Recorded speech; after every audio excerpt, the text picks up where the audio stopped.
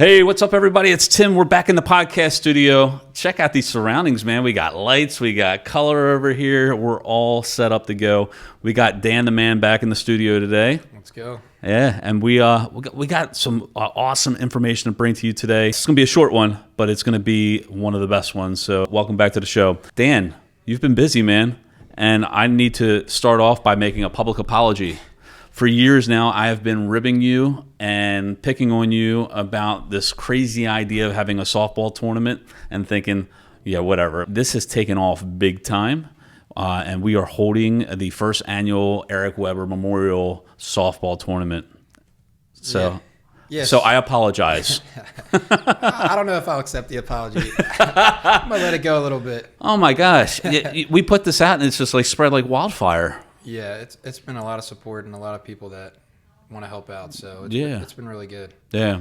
We've already raised over like $1,500. So. And when did we actually announce this? Like 2 days ago? Yeah, it's only been a couple days. It was 750 in like the first, 24 hours. hours Yeah. or whatever, within. Yeah, so it's been really good. We've had a lot of people helping out, a lot of people that want to support, a lot of people that were touched by my dad, or maybe they were affected by cancer, or whatever it is that the reason they want to support. Yeah. Either way, it's going to help out, and it's going to be for a good cause. So. Well, for the people that don't know your dad, give us just a little bit of background about who he was, what he did, what he meant to people. He was a teacher for his entire career. He's from Western Maryland. He played high school football at Fort Hill, and then he went to Frostburg, and he ran track. Well, he didn't run track, but he did the field events. He threw shot put and discus, and then he just started coaching. Basically, when he got out of college, I believe. I can't remember exactly the year he started, but he started at his old high school, and then when him and my mom moved up here, my mom got a job at Johns Hopkins, so they moved. I think they first moved to like Perry Hall area. Okay. And he got a job as a teacher at Owings Mills, and there was a school he was a teacher at before then, but I can't remember. He got his first head coaching job at Dundalk, and he was there at Dundalk High School for maybe 10 years. I forget how long. The dates have escaped me. Sure. And then he went to Sparrows Point High School for another 10 plus years. So he was in Baltimore County as a teacher and coach for majority of his career and probably over half of his life. So the amount of kids that he's coached or taught, I mean, you can tell that he really have had an effect on those people, because they all want to come back and help out, or just, share that he was really impactful to them. So yeah. And I had an opportunity to coach with him back when you and Ben were just running around, full, playing tag on the hill at track practices, and he coached at Bel Air, and he not only did he coach track and field, but then later on he coached football. Yeah, I left that out. Yeah, he coached me and my brother for, I guess, 8 years at Bel Air High School too. So he's been, I mean, that was his passion, was coaching, and that's what he did, and that's. That's just what he loved to do. So. Yeah. If there, of course, there's a lot of people that he made a difference with and taught a lot of great lessons with, whether, in and out of sports. Sports, teaches you a lot about character, and certainly he was a man of character. But as a father, what's maybe one thing that people wouldn't know, that the Coach Weber behind the scenes that really made an impact on you and your brother's life? Something people didn't know. I mean, I feel like it was hard. Whatever you got was who he was. There wasn't really anything that he hid.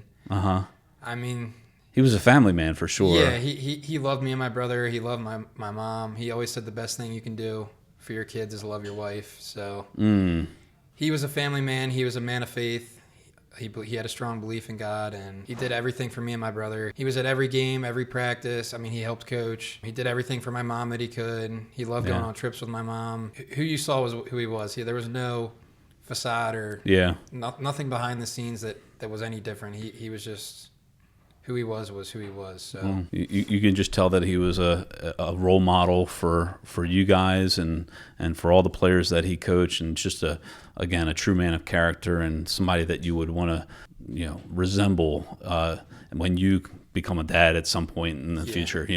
Definitely. I hope I can be as good of a father as he was. Yeah, and so being a PE teacher, being a coach, he loved putting events together, sports together, That was part of the reason I wanted to get this started, was because He was always doing like fundraising. He was really good. He was really organized. When he would start a fundraiser or when he would do an event, he always had everything so organized, and he was really good at raising money for whether that was the football program at the school he taught at or and coached at, or every year I can remember him doing breast cancer awareness shirts. I remember at one year at Sparrows Point they sold a ton of shirts and he was super excited. There was a couple years when he was at Sparrows Point where he was the senior class advisor, so he was just really organized and he's really good at putting events together and running stuff. And I thought it'd be a cool way to honor him, to figure out what that's like, because it's definitely challenging. My phone has been going off every hour for the past couple days, so I couldn't imagine what he went through. But he was so organized, and he was really good at raising money for causes that he thought, he really felt passionate about. So speaking of causes, our event is going to be fundraising money for 2 different charities. Talk a little bit about that. So the one charity is going to be Upper Chesapeake Cancer Life Net, which is a support group for Hartford County families and individuals. It helps individuals. It helps their families who have been affected by cancer. And there's a ton of things that they do to help these families, whether it's giving money, support groups for people like the family after someone has passed or while they're going through treatments, just help for treatments, transportation, whatever it is they do. It's a local charity that really helps people that are affected by it. And all that money stays in Hartford County here. Yeah. It's not like it's being donated to... Yeah, that was one of the reasons I picked them, was because it's a local charity. I didn't want to give to some big... Yeah. Where we don't know where the money's going and who it's going towards. Yeah. Not that those are bad, but it's just we'll know where the money's going, and we'll really be affecting our community like directly. Yeah. So, and then the other one is proceeds will be going to the weight room at Bel Air High School. They need a renovation for their weight room. And I didn't mention it, but my dad was a weight training teacher for his whole career. I mean, he started as gym and PE. He started the weightlifting program at Sparrows Point. And that was something he was really passionate about. BFS, it was Bigger, Faster, Stronger, was his, like, the program, I think, or the lifting program that he wanted to use. And when he got started, Sparrows Point didn't have, a big weight room. I don't know how much equipment they even had. Yeah. But I'm sure he ran some type of event and raised money to get some equipment there. But he was really passionate about lifting weights for, sports. He said you got to be bigger, faster, and stronger. And if you're not lifting weights, then you're missing out on half of your practice pretty much. Sure. So half of the money that we raise will be going to Cancer Life Net, and the other half will be going towards renovating the weight room at Bel Air High School, which is another thing I think is a pretty good cause, because he was passionate about weight training and he coached at Bel Air High School. So it'll be helping those kids, and I just think it's a really good thing. So yeah, I think it's awesome. And this episode is sponsored by the Markland Advantage with Cummings & Company Realtors. When you're ready to make a move, give us a call. We'd love to help you out in the buying and selling process. If you'd like more information, simply message us or email tim@themarklandadvantage.com.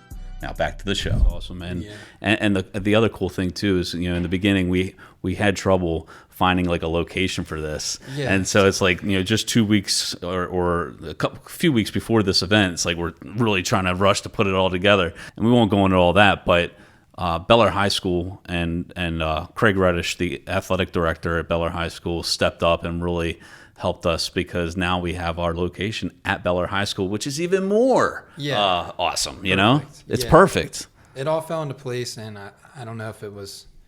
It definitely was something from God, because we were having a lot of trouble, and then we made one phone call, and it just seemed like everything just fell into place. Yeah, yeah. So when's our softball tournament? So it is August 16th. We have a rain date, but fingers crossed, knock on wood, that we do not have to explore that idea. Yep. August 16th. I think we're going to start around 9. I'm sure I'll be there early to set up and stuff. And we're still working some other stuff out about, how we're going to do the bracket and how many games and format and stuff. But it'll be August 16th. We'll start at 9 a.m. and then we'll play the games until they're over. But there'll be other stuff to do. There'll be concessions open. The bathrooms will be open. We'll be selling T-shirts. I wonder if we could get a DJ out there.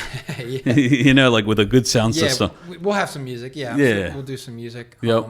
And even if you're not playing in the games, it'd be a good idea to just come out if you want to support, just to talk. And my dad loves sharing stories with people. He loved sitting around talking, so I'm sure he would love it if people just came out to talk about, old Pointer memories or old Dundalk memories. And I mean, there's a million of them, because every time I get around his friends, they're always talking about old stories, and they all know the stories, and they all laugh about them. So Yeah. he loved that, like talking about that kind of stuff and remembering those things. So And what we'll do is we'll put a link to Venmo for anybody that wants to potentially contribute, whether you can attend the event or maybe you can't because you're on vacation. I know a lot of people are vacationing during that time, but if they want to donate to this charity, that they can Venmo or get in touch with Dan, message Dan, and he can get connected with you and figure out a way for you to honor Eric and put money towards a good cause. So yeah, we got 5 teams. My team's filled. Yeah, my brother's team's filled. My team's filled. Your team's filled. Adam went out and hired a head coach, Dave Marzola, who was a past baseball coach. He's got his own coach. Like, now I feel like I need to step up my game and get a coach too, Yeah. So it'll be fun. It'll be a lot of fun. Yeah. I'm really excited. So again, how you can help is, by donating, but you can also help out by sharing these posts, commenting.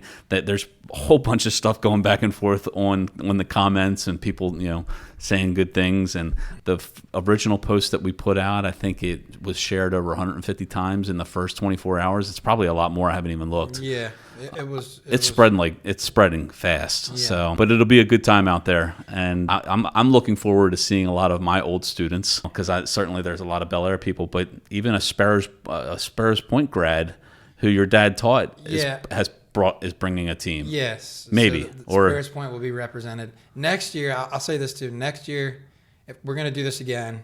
And next year, I hope to do it a little bit bigger so we can have more teams. Yeah. It was tough because we only have the 2 fields, and we were, like you said, we were short on time, and everything kind of just fell into place. But next year, we'll have more time to plan it out, and we'll try and get more teams, and we'll do it bigger next year. So we're going to be putting the event page up again. You can share that out. Connect with us on Facebook and Instagram, and at the Markland Advantage. Share this podcast out or share the YouTube video out, and really help us get out the word. August 16th from 9 to 3, Bel Air High School. It's about to go down. Yes, sir. It's going to be fun. Awesome. Anything else? That's it. I think I got it. Drew, did we get everything? That was everything. Yeah. Thanks for the new setup, Drew. And man, let's get after it. Episode 80. Thank you for joining us. Till next time, live your life to the fullest, and we'll see you soon. Take care. Peace. Did you like this episode of the TMA Connection? Well, you might want to check this one out right here. Go ahead. Click it. Go ahead.